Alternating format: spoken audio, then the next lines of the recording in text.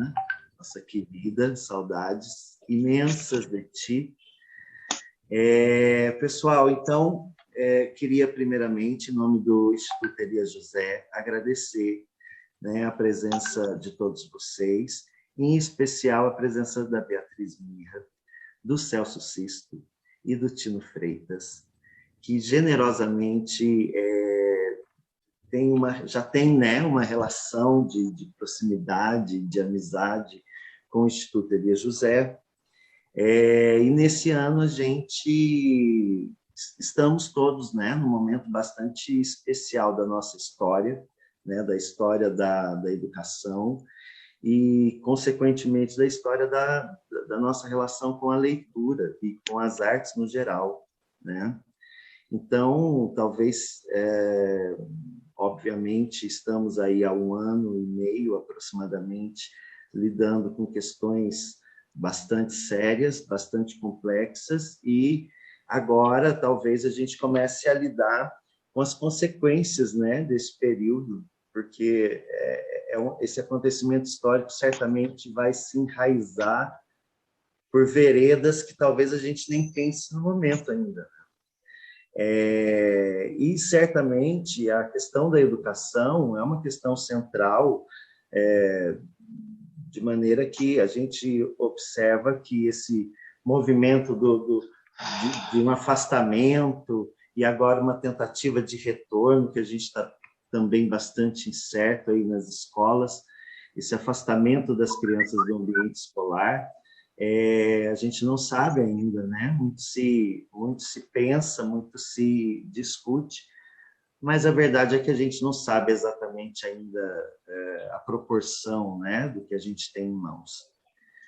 E aí se faz cada vez mais urgente, né, que a gente se una, que a gente converse, que a gente exponha as experiências, os anseios, as angústias e os projetos, né, de todos nós, e principalmente de pessoas como os nossos 3 convidados aqui, que estão à frente, né, da cultura e da literatura e da contação de história desse universo infantil. Então, gostaria de agradecer a disponibilidade para um assunto tão complexo, mas que a gente não tem, talvez a gente não tenha também a pretensão de solucionar nada aqui hoje, né, mas dar um start numa discussão que talvez seja fundamental, né? Vamos começar com uma apresentação aqui dos nossos convidados. Gostaria de passar a bola primeiramente para Beatriz Mirra. Bia, presente-se para os nossos convidados. Em primeiro lugar, muito obrigada pelo convite. E é uma honra estar aqui com vocês novamente. Já participei, né, de várias edições da Semana Elias José, sempre de forma presencial em Guaxupé, né? E sou contadora de história, sou escritora, sou musicista, maestrina do Coral dos Desafinados, sou professora, atualmente, né, já há mais de 20 anos trabalhando só na educação musical, especialmente para criança, mas já fui professora de alfabetização também, alfabetização de adultos, inclusive. E vou continuar falando ou você vai fazer uma apresentação de todo mundo? Assim que você terminar, eu passo para outro. Tá, pode apresentar o pessoal, para depois a gente começar a conversar, né? Então, por favor, Celso Sisto. Olá, boa tarde. Prazer enorme estar aqui para esse encontro, né, de coisas e de assuntos que a gente adora falar, né? Literatura, livro, contação de histórias, né? Educação, criança, ilustração, né? Esse aí é o nosso universo, o nosso parque de diversões, o nosso parque encantado, né? Tino, Beatriz, enfim, todo mundo que está aí ouvindo a gente. Então, eu sou o Celso Sisto com S, por favor, porque o cisto com C é cisto, né, no ovário, enfim, né, o cisto maligno, eu sou o cisto benigno. Eu sou contador de histórias, professor universitário, ilustrador, fazedor de bagunça, enfim, mas ele é muito conhecido quando um leitor voraz, um estudante quanto mais. Eu adoro estudar, adoro ler, adoro fazer curso, eu vivo inventando, né, uma nova graduação para fazer, enfim, estou aí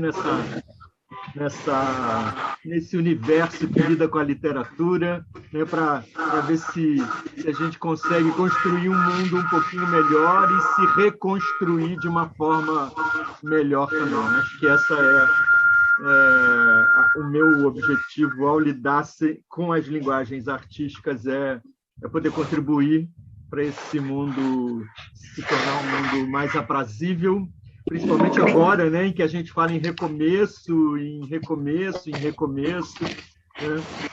e para que eu possa também ser cada vez mais um sujeito melhor. Obrigado, muito obrigado aí. Bom, né? O Celso Sisto ainda melhor, né? Se é possível. Tino. Opa, então boa tarde a todos. Enfim, agradecendo de novo aqui já, agora na frente de todos o convite, sempre uma alegria estar participando da Semana do Elia José, por vários motivos e tal, e ainda mais especial estar aqui junto com a Beatriz e com o Celso. Admiro demais o trabalho dos dois, sou fã, e compartilho um tanto, acho que da Bia também e do Celso, dessa curiosidade do aluno, da gente buscar sempre aprender alguma coisa.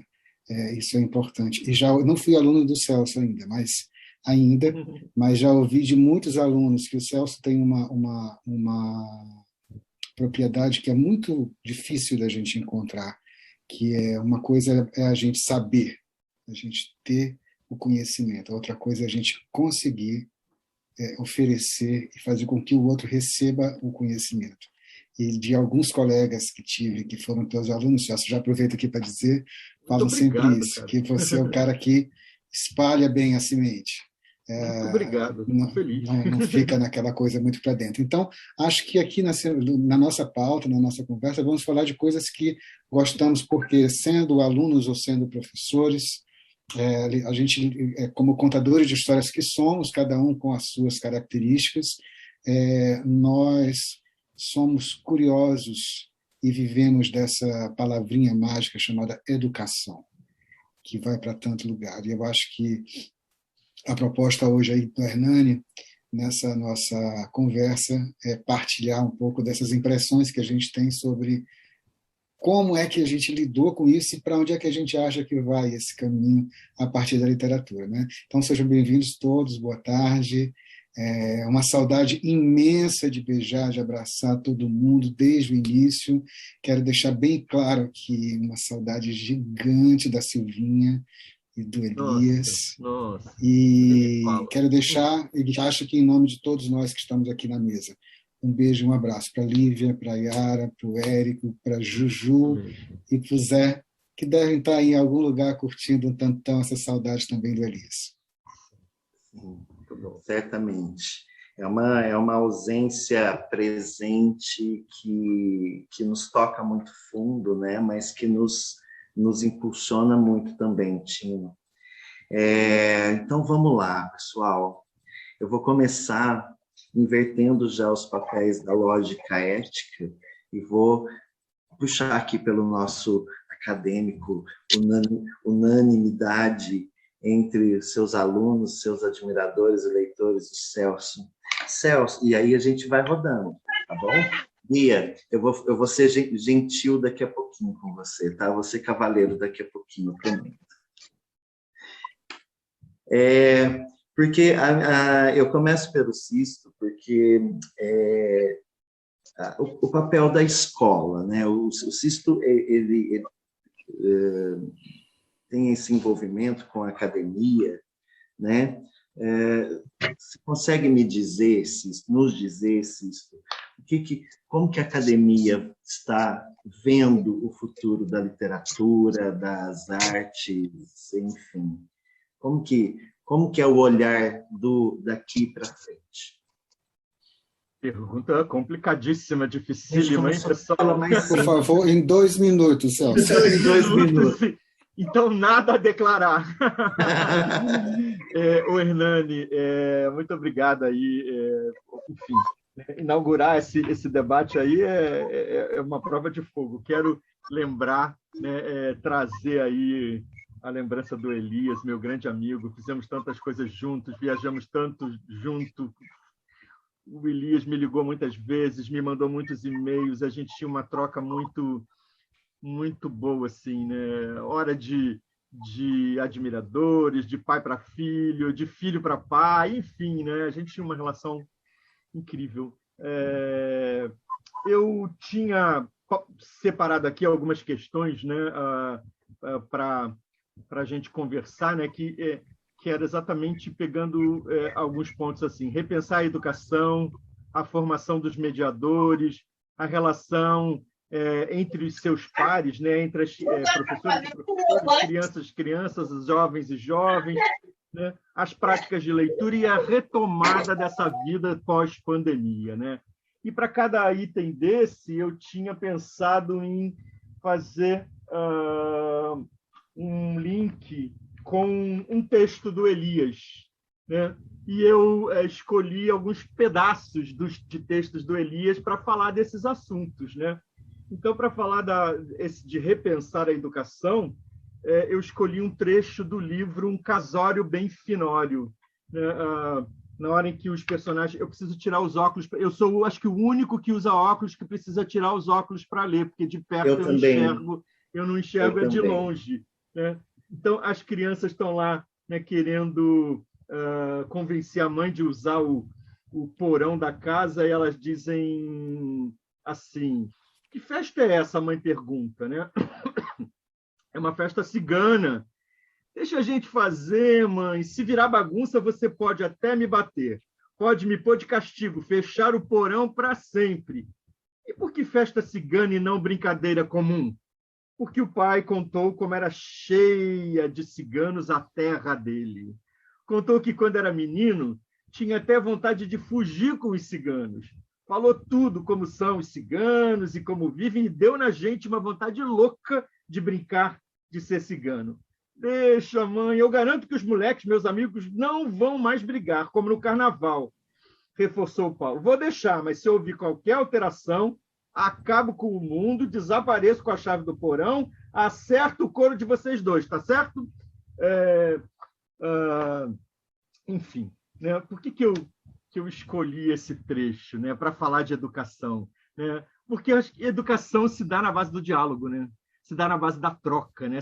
A educação é um pacto, né? É um pacto entre as pessoas, né?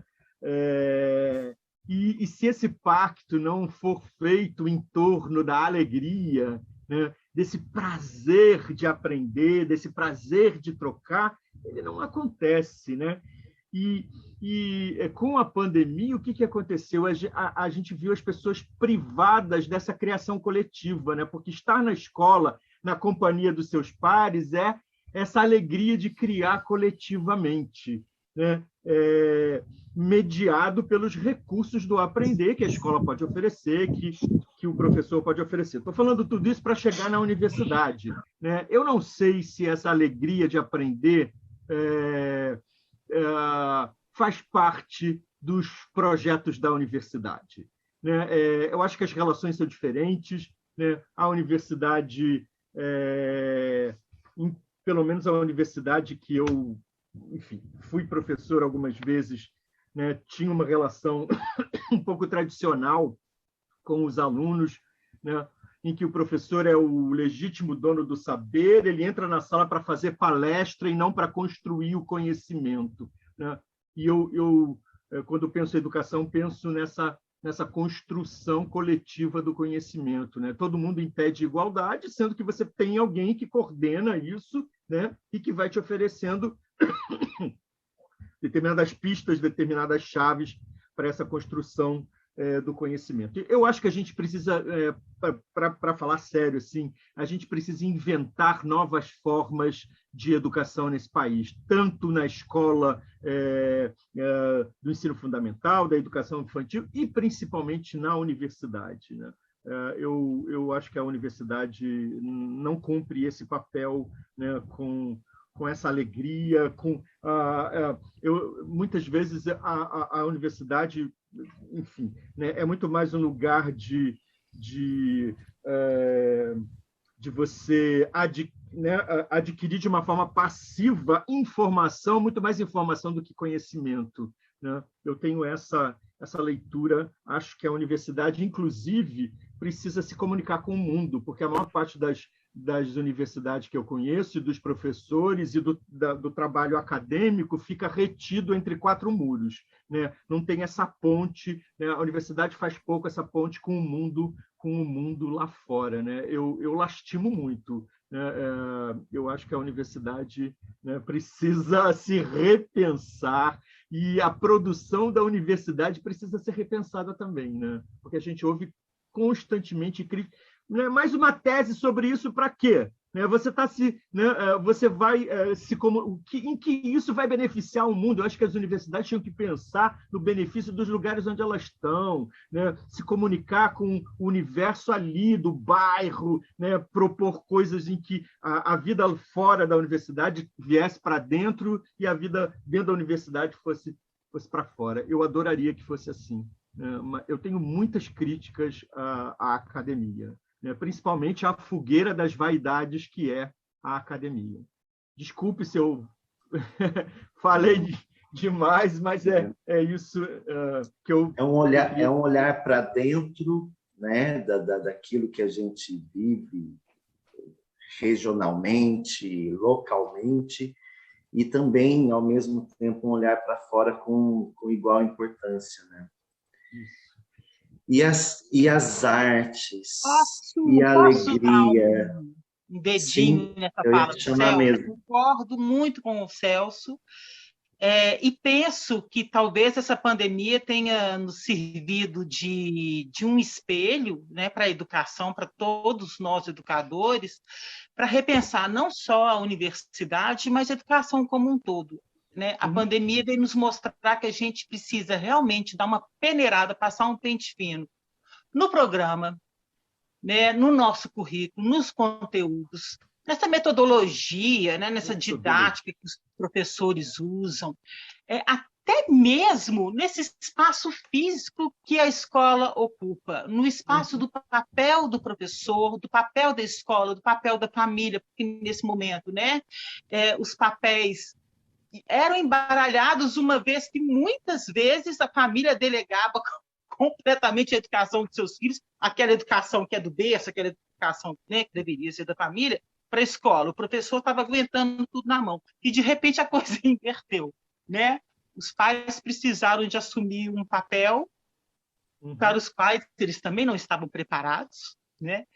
E isso que eu acho que todos os educadores sempre pensaram muito, eu como educadora via, como que a família precisa estar de mãos dadas com a escola, né? Aqui em Minas Gerais a gente tem um educador que, na verdade, é o educador do mundo, né? O Tião Rocha. Ele trouxe isso da África, né? Para educar uma criança eu preciso convocar toda uma comunidade.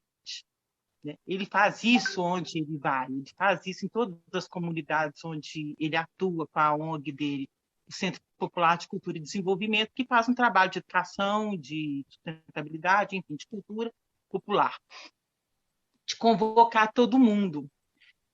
Eu também acho que a universidade está muito distante do que deveria ser, né? Porque fica muito no lugar do eu ensino, você aprende, não no lugar de todos nós aprendemos, né? Que é o lugar da literatura. Celso começou falando tão bem essa questão também da união, né? A gente precisa mais do que nunca de muita união, e a literatura provoca isso, ela traz isso. Agora, eu queria falar de um exemplo muito legal que aconteceu aqui em Belo Horizonte, na Universidade Federal de Minas Gerais, que foi um grupo de educadores e de funcionários da UFMG esse grupo resolveu né, fomos todos para o mundo online. A gente é alfabetizado, a gente tem acesso à internet, a gente ainda conseguiu uma janela, né, um caminho. Mas a gente tem milhares de pessoas que não têm acesso à internet. E milhares de pessoas em processo de alfabetização e milhares de pessoas e outras milhares analfabetas, né? Esse grupo resolveu montar uma rádio janela. Eles chegaram à conclusão, né, de muitos alunos sem escola, sem conteúdo de escola, sem aprendizagem, sem nada, sem contato com outros, sem ouvir a voz do professor e tudo mais, né? Privados de tudo. Eles montaram de que forma que eles conseguiriam chegar a esse público? Com carro de som. Eles viram que carro de som está sempre passando debaixo da janela de todo mundo. É o carro da pamonha, o carro da abacaxi, parado em frente à sua casa, né? Então, eles montaram uma rádio num carro de som e com um programa semanal para levar a várias comunidades que a UFMG atende. Comunidades sem acesso à internet. Então, passaram a fazer um programa com conteúdos de várias áreas, com narração de histórias. Eu, inclusive, entrei como voluntária nesse projeto, contando história, eu e outros contadores de histórias. Gente, e o projeto foi assim, música, informações sobre o Covid, sobre a pandemia, sobre higiene, etc. e tal. Então, assim, é uma rádio que tinha um programa com várias frentes, sabe? E essa rádio acabou inspirando também uma professora que é contadora de histórias, foi minha aluna, hoje é uma grande amiga, é professora na rede pública de Belo Horizonte, no ensino fundamental, e ela resolveu montar a rádio da escola dela. O filho dela é músico, fez vinheta, ele que faz as edições da rádio junto com ela, e ela convocou a escola inteira a participar dessa rádio. Então, cada semana um professor entra, fala, e o depoimento das crianças e das famílias, que eles vão para a janela, eles vão para a porta de casa, quando a rádio chega com carro de som, né? E a emoção deles ao ouvir a voz do professor, né? O carinho que a escola tem com a comunidade que ela atende, com as comunidades que ela atende. Então, eu acho que é um momento, né, a gente realmente não tem resposta, e eu acho que ter uma resposta pronta para o futuro, pós-pandêmico, a gente nem sabe, né? Eu aprendi, eu vivi anos e anos da minha vida aprendendo a não ter expectativa, viver bem o dia de hoje. Mas eu penso que o dia de hoje é um dia realmente para a gente destruir tudo, começar talvez do zero ou de algum fio, que seja um fio, né, tecido por muitos ouvidos, muitas vozes. A hora realmente é de convocar todo mundo a participar, para a gente entender que nós fazemos parte de uma coletividade, que essa coletividade ela precisa ser ouvida, ela precisa ser atendida, se ela quiser se desenvolver, né? Então, eu acho que passa por muitas coisas, da organização, de todo esse conteúdo, né? De uma visão mais ampla, e aí a literatura é maravilhosa, né? Porque a literatura ela amplia, né? Ela amplia, e ela nos traz esse prazer que a gente precisa tanto, e que nós ficamos muito privados na pandemia, todo mundo dentro de casa, né? O nosso prazer, cadê o nosso prazer, né? Então, a gente, quem sabe, encontra agora no livro um parque de diversões, como o Celso falou. Parar de falar um pouco, gente. Né? E esse conhecimento super necessário que a gente precisa, principalmente agora em tempos de pandemia, né? A literatura ela vem trazer tudo isso, ela vem trazer a gente num estado de união com outros tempos, com outras pessoas, com outras ideias, com outros sentires, com outras culturas. A literatura nos proporciona isso, então nós vivemos no estado de união por meio da literatura, nós nos ampliamos enquanto seres humanos por meio da literatura. E, ao mesmo tempo que a gente se diverte, que a gente adquire um conhecimento fantástico. né? Maravilhoso. Tim, Só um parênteses. pode Olha, terminar, desculpe. eu acho que todos têm uma percepção muito parecida. Eu acho que concordo com a Bia, concordo com o Celso. Acho que cabe até, inclusive, eu trouxe um Elias aqui para brincar, que é o Bicho que Te Quero Livre. E o primeiro poema dele tem tudo a ver com educação, eu acho, e que chama Mistério. Olha que legal. Ele diz assim: eu avisei, tornei a avisar, e ninguém me levou a sério. Na caixa de marimbondo moram o perigo e o mistério. Quem não acreditou, se ferrou. Então, eu acho que quando a gente embarca na vida, eu quero aprender, você tem uma caixa de marimbondo ali. Só que é maravilhoso conhecer o que tem ali dentro e você colocar as suas experiências. Você pode se ferrar, mas quem disse que se ferrar não é bom? A gente vai ganhar os anticorpos ali no meio da jogada, entendeu? A gente se ferrando, a gente se fortalece. Eu acho, Celso, que quando você diz assim, da fogueira de vaidades, bicho, o mundo é essa fogueira de vaidades. A gente vai ter isso em todo lugar, cara. E assim, a gente vai acabar perdendo um pouco. Quem faz aquela educação como você propôs, Celso, como a Bia está falando aí de extrapolar, de ir para outros lugares, acaba ficando marcado na vida do aluno, saca? Então, a gente, assim, eu vou ter o meu professor da educação infantil, foi aquela professora que fazia assim, assim, assim, porque ela conseguiu ser diferente. Na minha faculdade, eu sou formado em jornalismo, né? Eu estou numa especialização agora, mas sou formado em jornalismo. E eu posso te citar que em 4 anos e meio de faculdade, eu posso citar assim, 3 professores que foram massa. O resto, cara, estava ali fazendo isso que você falou, Celso. Estava empurrando conhecimento. E a gente tem que estar, eu acho que todos nós temos um pouco a contribuir quando estamos em sala de aula. Todos nós. Sejam alunos como professor. O Celso colocou muito bem. É uma construção coletiva. Porque eu não tenho a vivência do outro.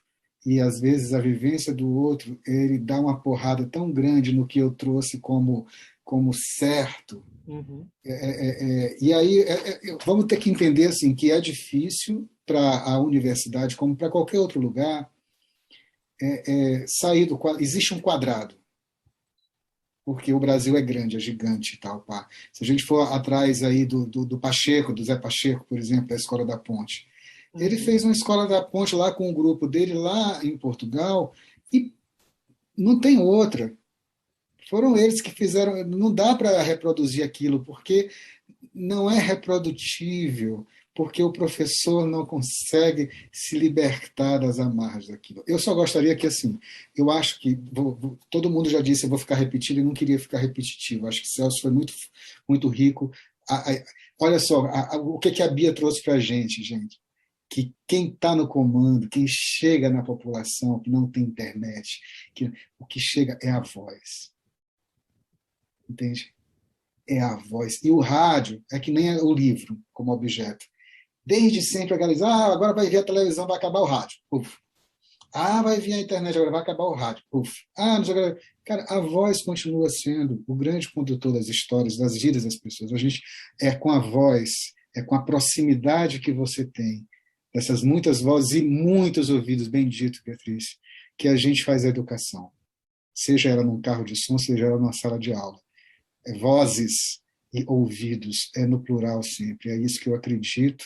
E só para, uma vez, colocar assim, como é importante essa coisa da audição, eu estava dando uma aula sobre contos de fadas, é um lugarzinho que eu pesquiso sobre a história, por que aquela história foi criada, não é, enfim, vou buscar elementos históricos que constroem. Eu estava falando dos Três Porquinhos, que é uma história que eu gosto pra caramba, e tal. Eu estava em Chapecó, dando aula lá, e eu falando que tinha sempre uma questão local que constrói as histórias. E tal. E aí, os Três Porquinhos, dizendo, Porquinhos é uma história clássica da Inglaterra, foi recolhida por Joseph e tal. tal, o Jacobs fez lá e tal, não sei o quê, papapá, e a história do Disney é assim, não tem a mãe, por que será que não tem a mãe? Por que, que o lobo mau não come os porquinhos e tal, não sei o quê? E aí a aluna Ai, levantou a graças mão. a Deus está acontecendo. Oi, Thaís, eu queria pedir para você isso, muito obrigado. Aí a mãe, a aluna, né, levantou a mão e disse assim, eu tenho uma história para contar. Eu morava, aí, acho que é Campos Novos, é um lugar no oeste de Santa Catarina. E lá é muito plano, muito vento quando venta. Assim. Teve uma noite daquelas de temporal, em que chovia muito e ventava muito, e começou a levantar o telhado de madrugada, e ficamos eu e o meu filho agarrados numa parede. Assim, né? E quando passou de manhãzinha, ele disse para mim, olha, mãe, você viu? O lobo tentou, soprou, mas não derrubou a nossa casa. Então, aquele barulho do vento passando violento e tal. Só que, né, a gente não é um uivo do lobo. Então, aquela história. E eu digo, olha só, agora ganhei de presente essa história para contar. Porque é verdade, é verídico. A história serviu para acalentar aquela criança num momento de desespero. Vou perder a casa, essa parede vai cair em cima de mim, eu vou ser devorado pelo lobo. Já pensou? E aí é um tanto dessa partilha, a troca. O tema é a pandemia. Eu acho que na pandemia, porque eu não acredito, eu não sou muito romântico para achar que vai tudo mudar depois. Eu não acho que vai ser muito, muito parecido, sabe? A gente vai continuar lutando, cada um com suas forças, para que a gente faça um país melhor, um país com mais leitores, cada um com suas qualidades. Mas a gente vai continuar tendo as vaidades, a gente vai continuar tendo um quadrado, a gente só tem que lutar para que tenham mais vozes e mais ouvidos aí. Gostei muito dessa expressão. Com certeza. Pia, a contação de história, que tem muito a ver com essa questão da oralidade, que o Tino ressaltou, da fala, inclusive, do Celso, né? Ela sempre foi um elemento fundamental para a gente formar, né, novos leitores, para a gente redesenhar, né, desenhar o mundo e redesenhar o mundo para a criança. E a criança, a gente sabe que é muito esperta, né? Como que as narrativas, as histórias, né, vão recriar esse mundo para as crianças? É possível isso? É preciso isso? Eu acho que a gente não pode perder a esperança nunca, né, Hernani? Eu penso que antes da palavra escrita, existe uma palavra, uma oralidade, né? Quantas e quantas comunidades no mundo não existe a palavra escrita, são comunidades ágrafas, né? Todas as histórias são narradas de forma oral e todos os conhecimentos, enfim, a escola é o grande, né? É o contador de histórias, é o encontro entre pessoas mesmo. Eu acredito que nesse momento realmente é fundamental, porque a história, além de ser carregada de conhecimento de todas as áreas, vamos dizer, né? Você quer aprender matemática? Escuta uma história. Quer aprender geografia? Escuta uma história. Quer aprender história? Escuta uma história. Língua, né? Enfim. Mas é a grande capacidade imaginativa que nos faz diferença. A capacidade imaginativa, eu lembro que eu fui formada, a minha formação acadêmica é em música, né? E me formei em teatro também, teatro e música. Eu tive um professor de teatro que dizia que criatividade é a capacidade no teatro, de resolver qualquer conflito por vários caminhos diferentes. Então, mas para a gente poder ser criativo, a gente tem que ter uma capacidade imaginativa ampla.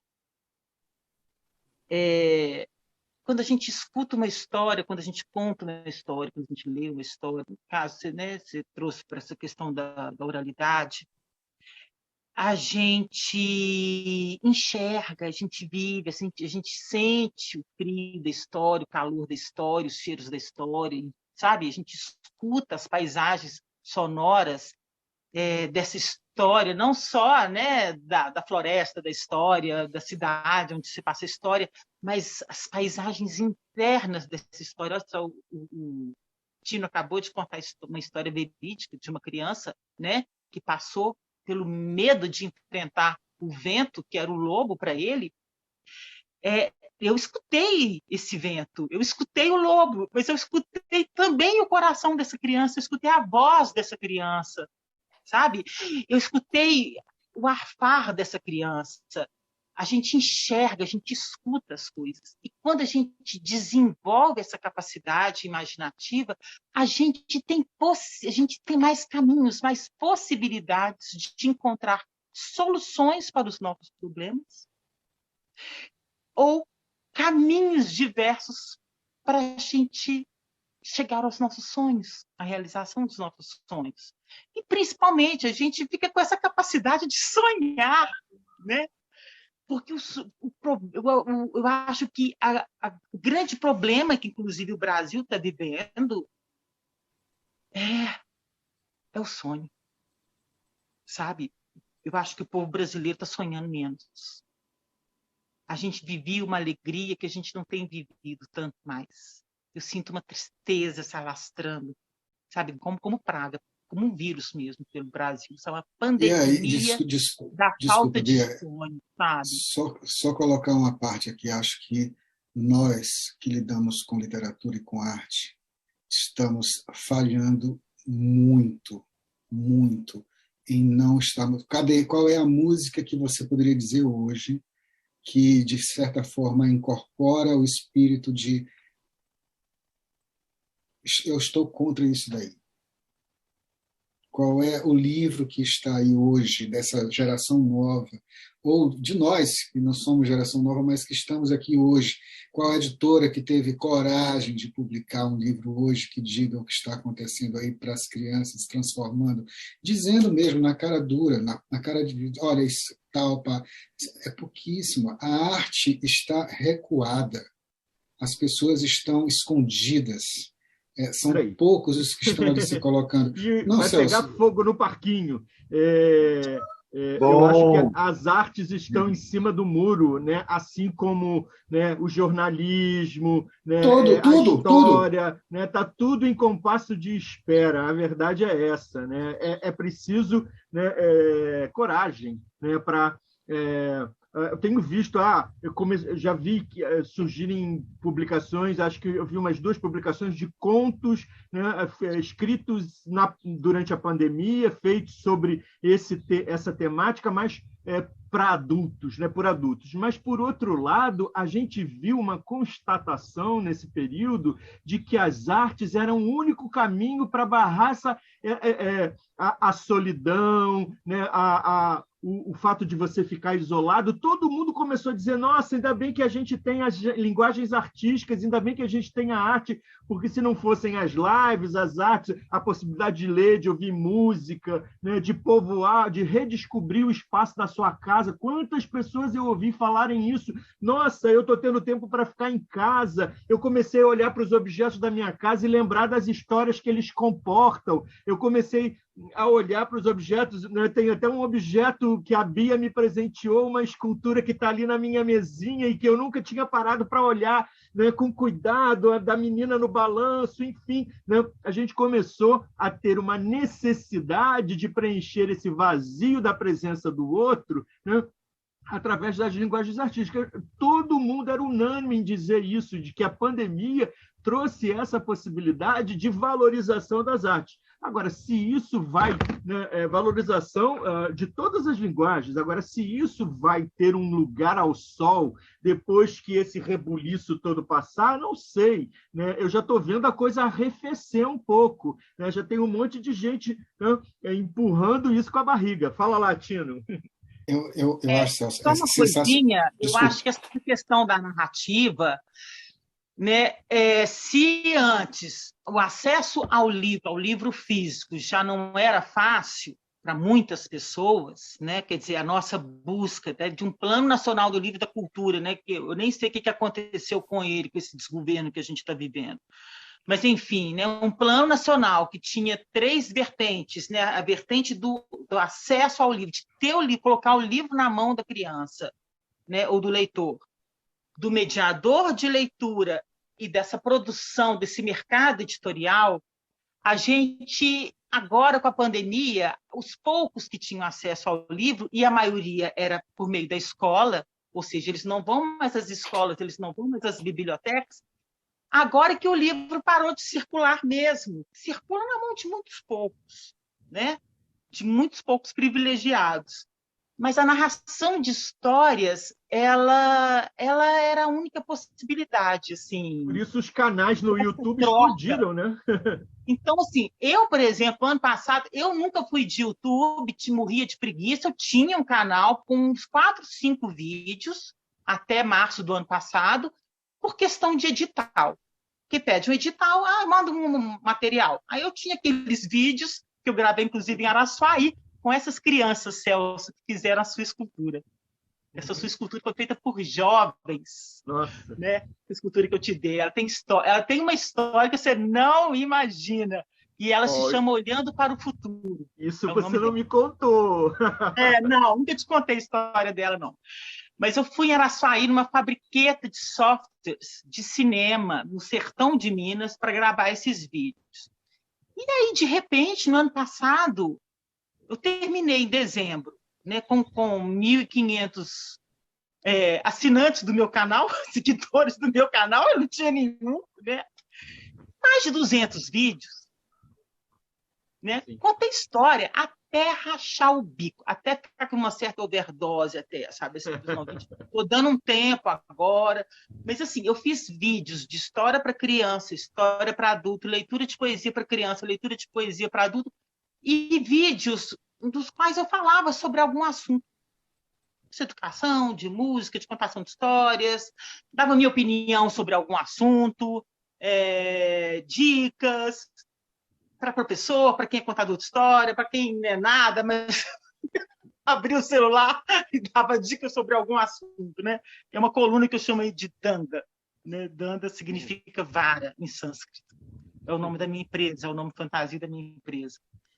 Então, assim, houve uma explosão, porque só a arte, nesse momento, a arte e a ciência, né? Só os vagabundos dos artistas, dos cientistas e dos professores, dos médicos, né? Do SUS, para nos salvar em meio a uma pandemia. Né?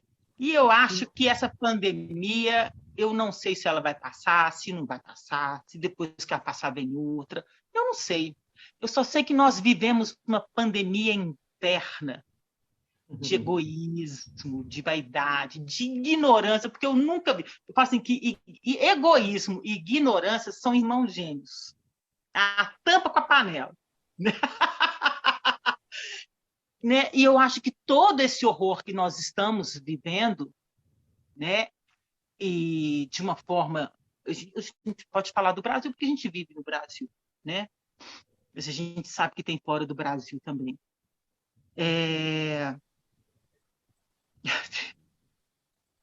Esse horror que nós vivemos, ele nos mostrou muita coisa.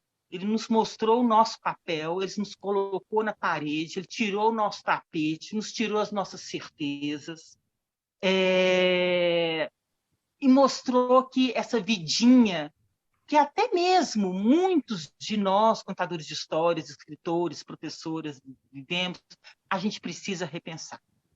Isso que você falou, Tino, sabe assim, cadê o artista que está falando do seu próprio tempo?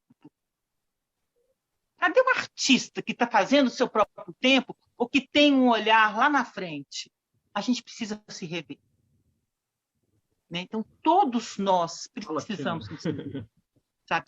A gente voltar para dentro de casa, voltar para dentro da gente. E, ao mesmo tempo, abrir essa janela e chegar ao mundo e saber que o outro que está lá é o meu par. eu não vou a lugar nenhum sozinha. E ele, se estrepar, me estrepa também. É isso que está acontecendo com o vírus. Né? E esse horror todo, ele não é só um vírus que afeta o corpo, gente. É antes um vírus interno. A nossa luta é contra o ódio. Angélica, por favor. Contra a ignorância. A sua música atrapalha. Eu acho que quem não está falando tem que desligar um pouco. Desculpa. O microfone não está desligado, da Angélica. Eu acho que a nossa luta tem que ser tem que ir o mal, ele só acaba se a gente for na raiz. Então, uma coisa ficou muito clara, que nós temos entre aspas, um inimigo chamado ódio, chamado desprezo, chamado preconceito, chamado deboche, né? E que isso nós precisamos combater. E graças a Deus que nós temos as histórias, nós temos a palavra ao nosso favor. E nós temos que proteger e cuidar muito dessa palavra.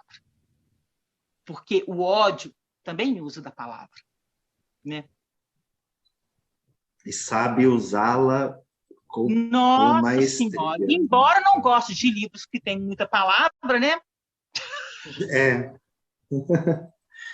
Tino, você ia completar?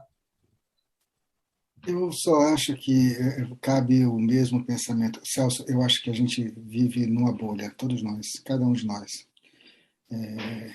Nós sabemos e ouvimos as pessoas dizerem isso, que de fato a arte foi o que salvou, principalmente nos 6 primeiros meses ali a gente viu um boom.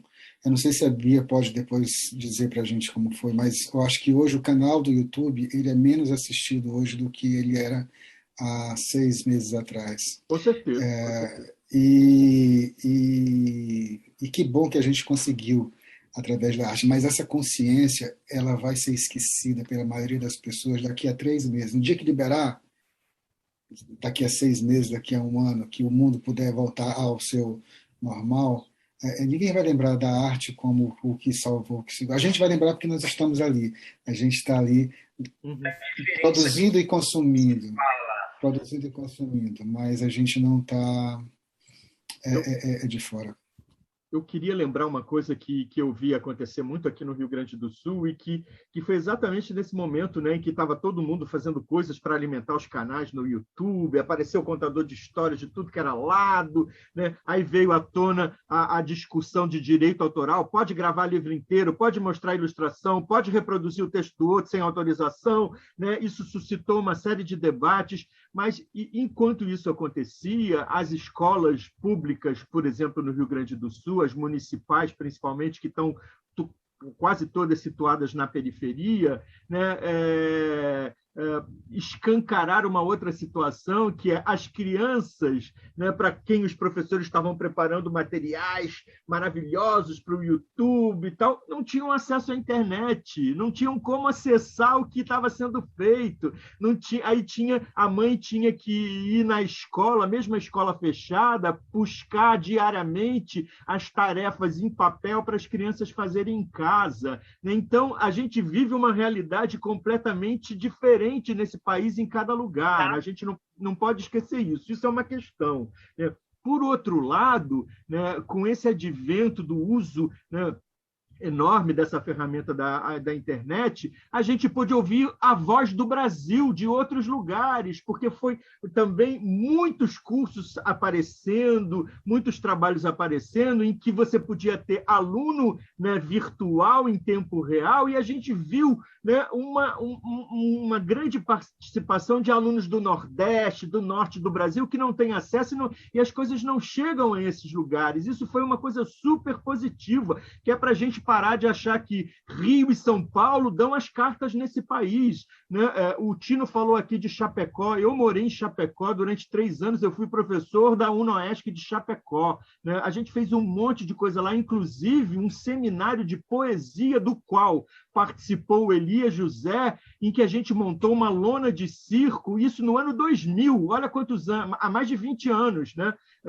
montou uma lona de circo dentro do campus da universidade para fazer um seminário só sobre poesia. E estava lá o Elias José, né, a Glória Quirinos, Ângela Lago, enfim, né, essa galera toda. Né? Então, há uma universidade privada investindo, né, nesse trabalho, né, com a literatura infantil. Eu me lembro que a Universidade de Chapecó foi a primeira universidade que eu vi uma editora universitária publicar uma coleção infantil, livros ilustrados para criança dentro de uma editora universitária, de uma universidade, coisa que nunca tinha acontecido nesse país. Em 1999, no ano 2000, né, a Universidade de Chapecó e a editora criou uma coleção, inclusive, de contos populares, que começava com um livro meu, um livro da Benita, né, um livro, cada um de nós, integrantes do meu grupo, do Morandubetá, fez para a universidade um livro infantil, né, recontando um conto popular, e era uma coisa inédita nesse país.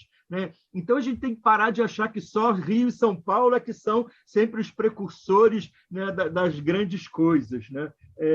O que a gente tem que pensar, na verdade, eu acho que a gente viu, né, que a necessidade, né, precisa ser criada, mas o desejo é que impulsiona. Né? Esse desejo do conhecimento, esse desejo do diálogo é que é fundamental, e nós que estamos à frente disso, que somos mediadores, que somos, né, as pessoas que carregamos também, né, outras pessoas, a gente precisa estar atento para esse nosso papel de criar essa necessidade, mas criar essa necessidade amorosamente e de forma lúdica, né? Porque sem o afeto e sem a fantasia, a gente não vai a lugar nenhum, a gente vai continuar, né, vivendo nesse mundo que a gente reprova. Né? Eu também sou pessimista, eu acho que as coisas vão mudar muito lentamente, mas eu realmente, né, apesar do meu pessimismo, eu não quero que o mundo seja o mesmo pós-pandemia. Né? Eu realmente quero que o mundo seja diferente, né? E que a gente possa mesmo,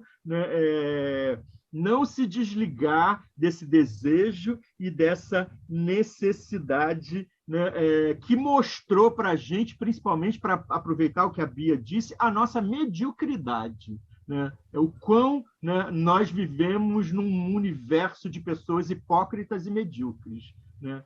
Inclusive nós, né? Todos nós incluídos nisso aqui. Né? E a literatura é o meio, gente, é a salvação. Já que o Celso fala, né, leu um texto do Elias, o Tino também, eu vou ler um poema, eu até sei de cor, mas eu faço questão de ler, né, do livro do Jogo da Fantasia.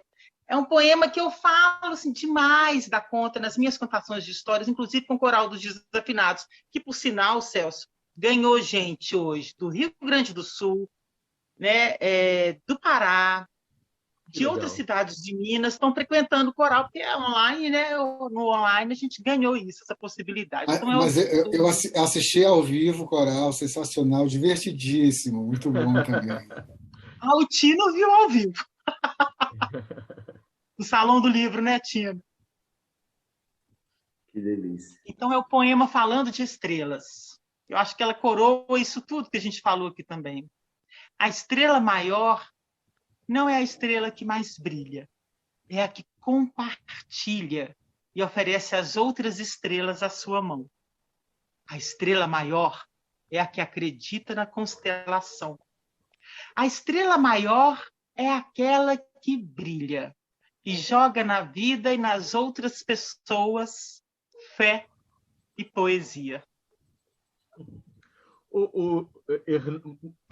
Hernani, você tinha falado aí, né, no final da minha fala, e a literatura é a salvação.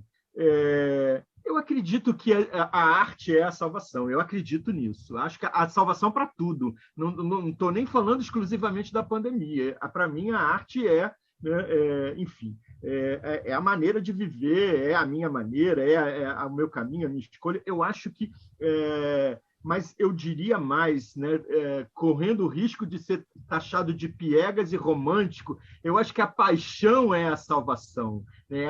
É fazer as coisas com paixão, é executar as coisas com paixão. Né? A literatura se torna uma salvação, como qualquer das linguagens artísticas, porque oferece de cara essa ponte, né? Essa ponte para o outro, essa necessidade da fruição com o outro, porque senão não existe arte, não existe linguagem artística, não existe essa, né? E isso tem a ver com o que eu estou falando de criar essa necessidade, né? Para fechar isso com o que a Bia leu ali, né? Eu falei do início, né? Do parque de diversões, né? Desse sentido de festa e de banquete, né? Que as artes são, que a literatura que o contar de histórias eu adoro um poema do Elias, que está no Cantos de Encantamento, que é o Cateretê, né? Que é esse Brasil que a gente não vê, né? Se o senhor não for bom no bate-pés, não entre no Cateretê. Se o senhor não for forte no bate-palmas, não entre no Cateretê. No Cateretê vai uma fila só de homens, no Cateretê vai uma fila só de mulheres. E um violeiro faceiro faz a festa, toca e guia uma fila e a outra fila. Bailam os homens e bailam as mulheres, bailam em filas ao som do bate-pés, ao som do bate-palmas, ao toque da viola caipira. E quem não dança, segura a criança e vibra com o que vê. E quem dança não se cansa do bate-palmas, do bate-pés, do animado Cateretê. Muito bem, que lindo, né? Como Elias, ele é tão atual, né? Impressionante. Nós estamos hoje com, pelo menos a maioria, que eu saiba, de professoras, pedagogas, né, ou ligadas à educação de adolescentes aqui na nossa sala de hoje nos acompanhando. Tino, eu quero fazer duas colocações, assim, porque eu queria muito fazer um destaque. Eu vou aproveitar, mesmo que não tenha nada a ver, você se vira aí depois para fazer a ligação entre as duas questões, tá? Você está reeditando o Invisíveis, né? Eu preciso falar isso porque é assim um livro que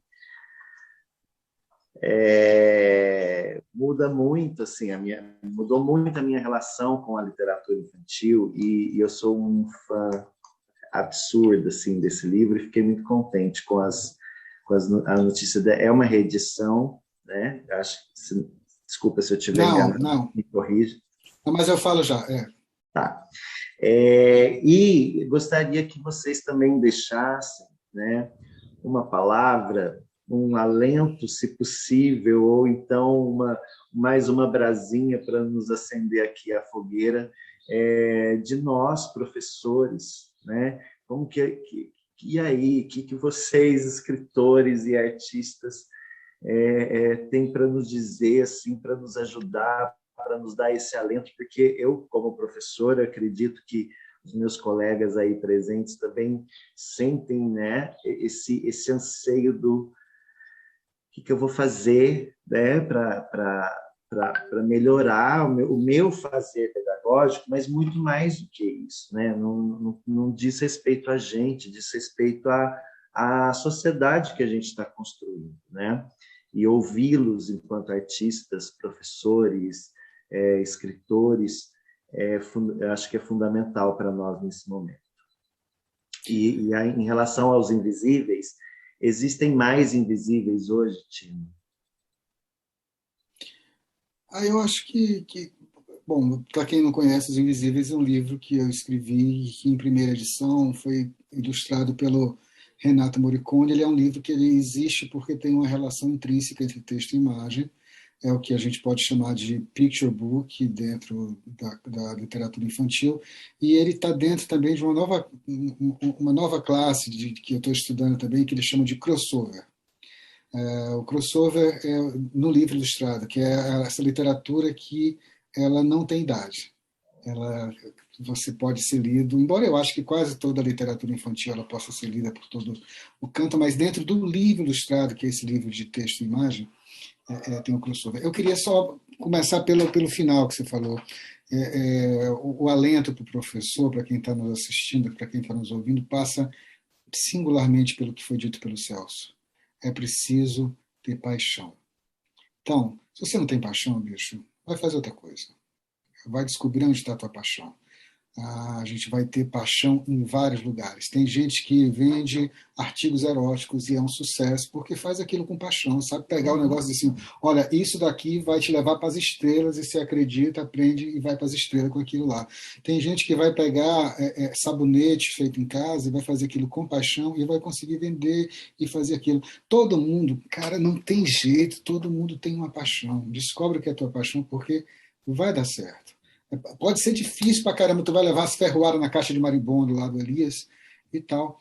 Mas é piegas, é muito óbvio, mas é a verdade, bicho. Se tu não fizer com paixão, não vai funcionar. A Bia está aí, o Celso está aí, eu estou aqui. A gente vive perigosamente, vamos dizer assim, desde que se encontra como gente. É capaz dos meninos terem aí, por exemplo, carteira profissional. O Celso foi professor na universidade, enfim, tal. A minha carteira de trabalho, ele não tem um carimbo, é uma vergonha. Mas eu trabalho desde os 16. Eu trabalho desde os 16. Agora, eu trabalhei sempre, sempre, sempre fazendo o que eu gosto de fazer, apaixonadamente. Já me ferrei pra caramba, mas olha, putz, grila, cara. Mas também já me dei bem pra caramba. E hoje acho que construo uma carreira da qual eu me orgulho. Não estou nem aí para o que os outros vão dizer. A gente precisa o status é importante, é bacana esse negócio. Funciona. Você tem um livro premiado, às vezes ajuda você a ir para outros eventos, porque tem aquela chancela e tal. Mas, olha, me convida para participar de um evento e pede para eu mandar o currículo, que a primeira coisa que eu digo é não vou conseguir, desculpe. O cara quer que eu mande o currículo. O cara me convida e quer que eu mande o currículo. Aí eu vou dizer assim, cara, eu fico pensando, não me convida, abre assim, quem quiser participar, manda o currículo que a gente vai medir. Mas se tu me convida, tu está querendo que eu vá por algum motivo, XY. Não, mas é porque a burocracia, não sei o quê, tá bom, então vai para outro lugar, cara, porque eu me reconheço como o cara que não funciona na burocracia e deixo mesmo de fazer muitos trabalhos porque eu não caibo nesse lugar, entende? Ponto. Eu prefiro ficar no lugar do invisível. Aí vou voltar para os invisíveis aqui rapidinho para vocês. Os Invisíveis é um livro que eu escrevi, que o Renato Morricone ilustrou. É um livro de 2015, eu acho, se não me engano, 2013, acho que 2015. E que o Renato foi a uma escola uma vez e uma criança disse, assistindo, lendo o livro, que se sentia muito como o menino do livro, como um invisível. E aquilo tocou muito o Renato, ele nunca tinha olhado para essa ótica. E o Renato desistiu de fazer o livro, de seguir com o livro. Enfim, aquilo foi impactante para ele, a ponto dele dizer, Tino, cara, bicho, te quero muito, você é um cara legal, a gente tem outros livros juntos e tal, não sei o que, mas eu não consigo mais. Então o livro venceu lá o nosso contrato e a gente não renovou o contrato. Então, eu fiquei com um desafio gigantesco de fazer um livro que era muito importante para mim, continua sendo, porque eu acho que tratar do tema, no caso dos Invisíveis, primeira edição que vocês conhecem aí, ele era um livro onde estava muito nítida a questão da invisibilidade social. Era a questão do mendigo, a questão do cara da faxina, do lixeiro, tinha muita invisibilidade desse lugar de uma profissão, entre aspas, menor socialmente falando no Brasil, né? E aí eu passei muito tempo com esse livro embaixo do braço sem saber o que fazer com ele, porque quem fosse ilustrar esse livro tinha que ir por outro caminho, conseguir fazer uma nova história com ele. E aí eu vou contar, a gente vai fazer, convido todo mundo, o lançamento do livro dia 2 de setembro, 5 horas, no canal da Companhia das Letrinhas, acho que é Letrinhas com Z, no YouTube, e nós chegamos ao Odilon, e nós conversamos com o Renato, e nós fizemos todo um passeio para chegar nesse lugar, onde, por exemplo, a cor é muito importante na primeira edição, e o nosso livro é sem cor, é todo feito em caneta Bic.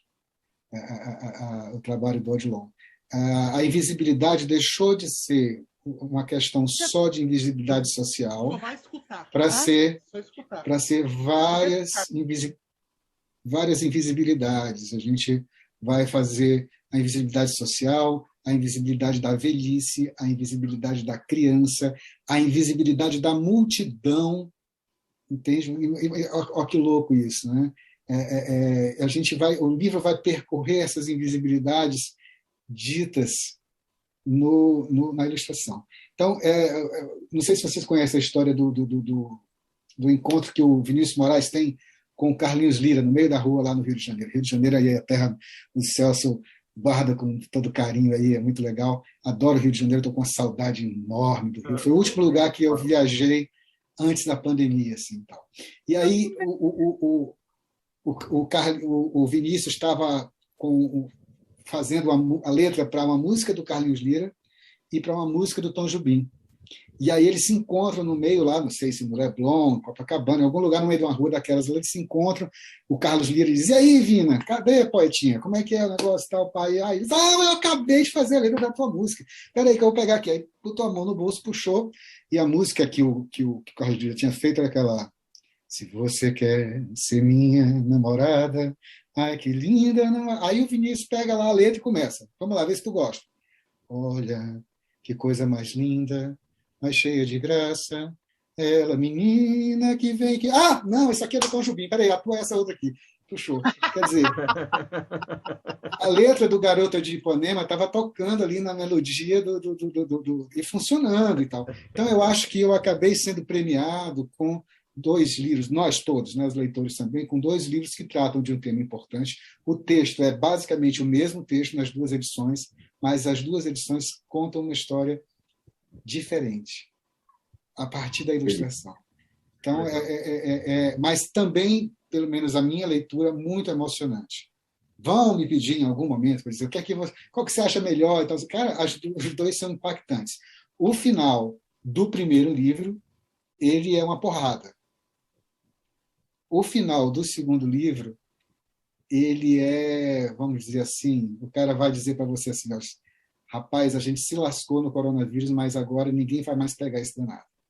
Entende? É um beijo, é um carinho, é uma boa notícia, mas não deixa de ser emocionante, porque a gente se emociona. Eu tenho certeza que todo mundo que já tomou a segunda dose aí se emocionou na hora que, né, e tal. Demais, eu então, chorei, assim, chorei. Gente, eu chorei igual um menino pequeno, assim. Não, eu saí segurando então, meu braço como se eu carregasse um troféu, assim, foi um troféu. Então, eu acho que o segundo livro ele tem esse carinho da segunda dose, em vez de ser a porrada. Mas é um tanto disso. Mas, olha, paixão. Paixão é o que move a gente. Paixão, você não pode nem cozinhar um ovo se não tiver paixão. Cara. Até para cozinhar um ovo tem que ter paixão. E falando em paixão, Tino, a Bárbara, nossa patrônica maravilhosa, está presente e mandou um Tino, eu te love. Também te amo, Bárbara. Nós todos te amamos, mulher, até o talo. Estamos com saudade. A gente se encontra já já. Bia, e aí? Palavras doces e maravilosas, como sempre, você traz para nós, para a gente ir encaminhando aí para esse encerramento. Eu vou fazer coro A Paixão do Celso, do Tino, né? Uma coisa, 3 é um tripé. Qualquer sólido para ficar em pé precisa de 3 pontos, né? Então vou entrar com a paixão. Bia, muito perigoso falar em tripé nesse momento, depois da foto do Lula, tá? Temos que ficar bastante concisos aqui.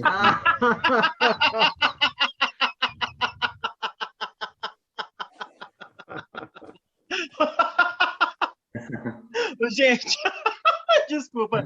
Então, vou falar de um amor, né? Não deixar a fogueira apagar.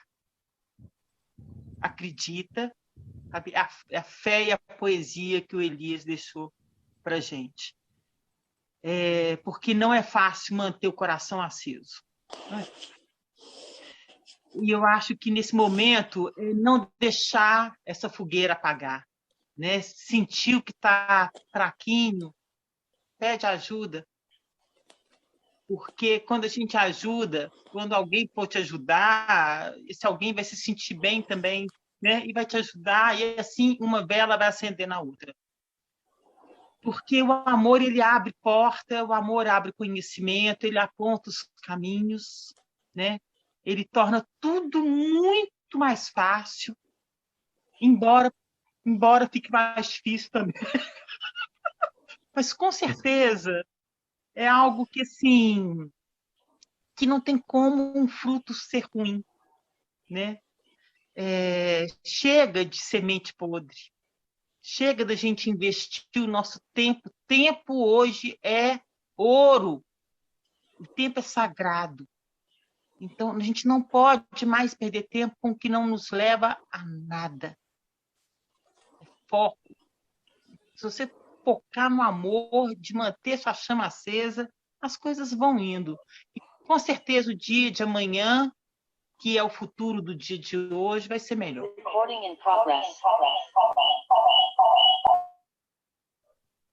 Obrigada.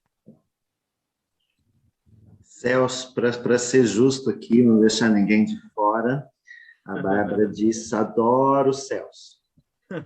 Mas a Bárbara não falou nada para mim, ela não falou nada para mim, não? A Bárbara está se comprometendo. Mas o Tino já respondeu que todos nós amamos a Bárbara, né? Até o talo, foi o que ele disse. Eu assino ela embaixo. Disse sim, ela disse, Beatriz amada, bem-vinda. Eu que não vi antes. Sim, ela está cobrando. Nós te amamos, Bárbara. Bom, as considerações finais é isso, né, Hernani? A gente poderia ficar aqui a tarde toda, mas infelizmente não temos esse tempo todo. Poderíamos falar com vocês e ouvir vocês o tempo todo, mas o tempo é limitado, infelizmente. Já falei aqui do meu pessimismo, enfim, né? A Bia falou agora, né, desse o tempo. Eu acho que a questão do tempo é uma questão séria a ser repensada, né? Porque a gente teve lidando com esse tempo sempre com a urgência desse tempo. E eu acho que esse tempo que a gente precisa lidar com ele agora é o tempo da esperança, é um tempo vagaroso. E eu acho que a gente precisa mudar a nossa relação com o tempo, né? Já não dá mais para ser esse tempo do afoito, né? Do querer fazer tudo, né? A todo custo. Eu acho que a nossa relação com o tempo deveria guiar os nossos passos, né? Esse momento da pandemia, que foi um momento de sofrimento, fez a gente pensar o quão importante é a liberdade e o direito de ir e vir, né? Esse direito de ir e vir, do qual nós ficamos privados, foi o grande vilão dessa história, né?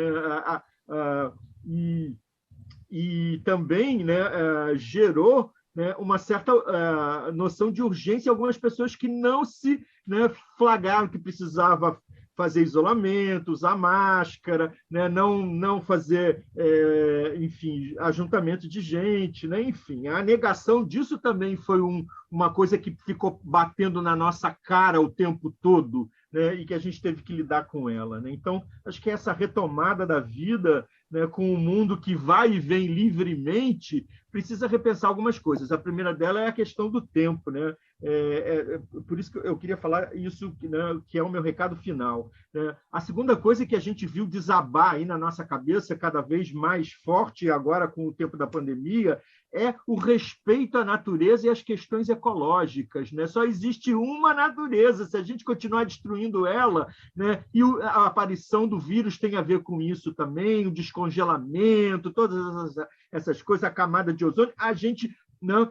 Por outro lado, eu estou falando isso porque o nosso desejo de estar na natureza, né, quando a gente foi obrigado a ficar isolado, triplicou. Então, a gente precisa cuidar dessa natureza, né? Não só a natureza natural, mas a natureza humana, né? A gente precisa pensar a relação com os grandes centros urbanos, né? A saída para esse país não é, né, a grande urbanização, é a grande, né, e aí eu vou usar a fala de políticos antigos, a interiorização desse país, a interiorização do Brasil, né? Acho que a gente precisa, né, mudar essa relação com a cidade e com os centros urbanos, né? E, por último, eu vou falar de reumanização. A gente tem falado muito, né, da desumanização, do egoísmo, né, das pessoas olhando para o seu próprio umbigo. Quero pensar que essa reumanização ela vai passar, né, por todas essas questões, né? Uma nova maneira de lidar com os centros urbanos, com a natureza, e com a questão do tempo. E, claro, sempre para nós todos, né, as linguagens artísticas colocadas lá em cima, no patamar, né, no Olimpo. Muito obrigado. Muito amor. Muito bom estar aqui com vocês.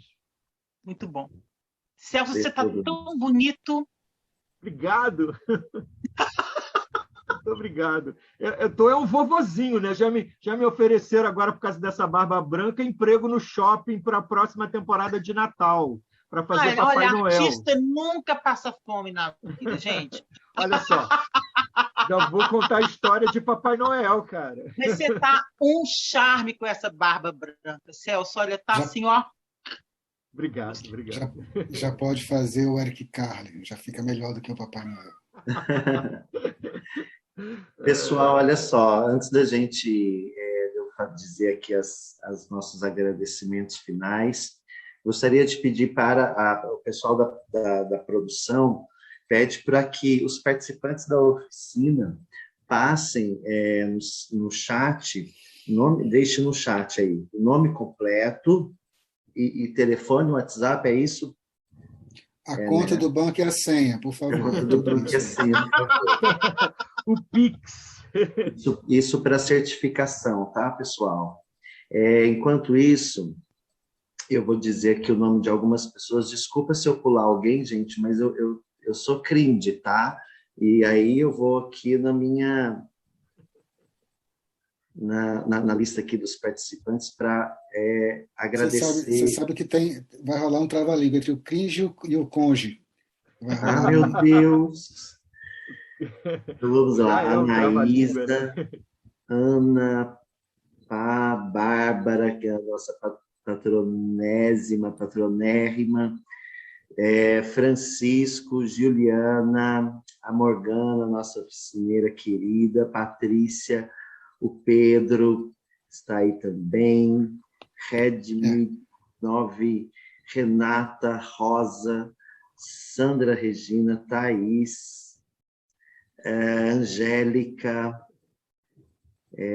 não sei se eu pulei alguém aqui, a minha querida, minha companheira, amiga Selene,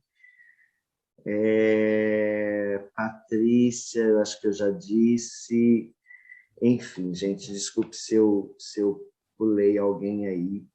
Gostaria de agradecer mais uma vez, então, né, a todos vocês que participaram, agradecer ao Instituto Cultural Elias José, é uma instituição que está, como muitas no nosso Brasil no momento, lutando muito e com muitas dificuldades, mas com muita garra, para sobreviver a esses tempos, né, que só agravaram a situação dos institutos e das casas de cultura pelo Brasil todo.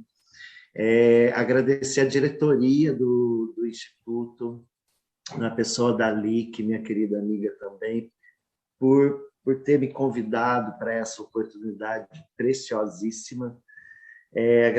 Agradecer à Prefeitura Municipal de Guaxupé pelo apoio, agradecer ao Centro Cultural Dona Rosa, que é esse lugar que a gente está agora, por nos emprestar o lugar para as criações maravilhosas do Instituto, e trazer um agradecimento mais do que especial, um abraço, mesmo que virtual, mas com o mesmo calor, o mesmo carinho, a mesma admiração para a Beatriz Mirra, muita saudade de você, queridona.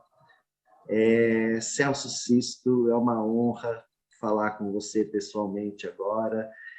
Dino Freitas, muito obrigado. Vocês fazem um papel fundamental na vida de muita gente, de muitas crianças, de muitas famílias. Vão continuar fazendo, e talvez por todo esse contexto que nós colocamos aqui um pouquinho, né, de todas as nossas dificuldades, talvez o lugar de vocês, né, essa relevância do trabalho de vocês para todos nós, professores, familiares, profissionais da educação, profissionais de qualquer área né, que tem essa relação humana com a sociedade, o papel de vocês vai ficando cada vez mais relevante, importante, fundamental e indispensável.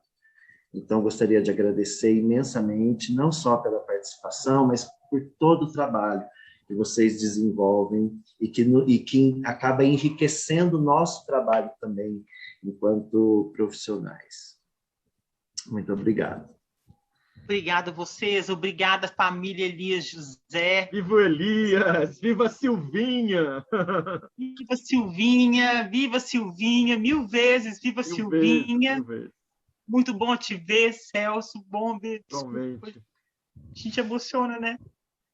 Eu lembrei muito de Guimarães Rosa, né? Para a Lívia, para a Yara, para o Érico. Guimarães Rosa dizia que viver é perigoso. Mas ele dizia também que amor é coragem. Gente, amar é perigoso. A caixinha de marimbondo está em todo lugar, gente. É coragem. Muito obrigado, gente. Pedro. Olha, saudadona de todo mundo. Saúde a todos. Se cuidem, por favor, que a gente quer se encontrar com todo mundo para um abraço de verdade muito em breve. Celso, Bia, uma saudade imensa. Siga o fã e curtindo aí, que a gente possa se encontrar em breve. Obrigado, querido. Mesa ótima, boa conversa, boa condução e até breve. Ótimo mesmo. Obrigada, Hernani. Obrigada, Parabéns pela resistência aí do Instituto Cultural Elias José, né, que está aí, né, bravamente realizando essas ações todas lindas, maravilhosas nesses anos todos. Parabéns para todo mundo aí. Obrigado. Tchau, pessoal. Tchau, tchau. Vamos só.